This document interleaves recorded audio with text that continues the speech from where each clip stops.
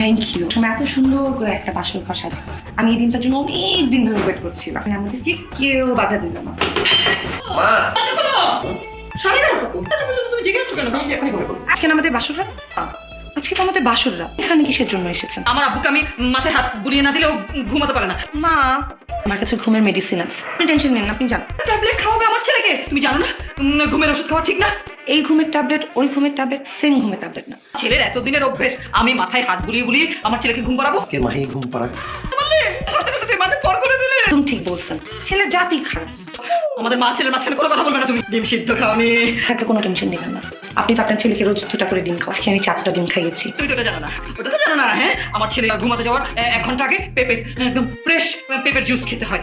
বিশ্বাস না হলে এই যে টু গরম গরুর দুধটা কে খাবে? আর গরুর দুধ না খেলে তোমার ছোটবেলা থেকে অভ্যেস না, দুধ না খেলে তোমার শক্তি অবধি করে। না করে দুধ জাল দেওয়া আছে, 1 গ্লাস গরম দুধ নিয়ে এসো। শিওর আর কিছু না। বললাম তো গরম দুধটা নিয়ে এসো। তাও তোদের কি হয়?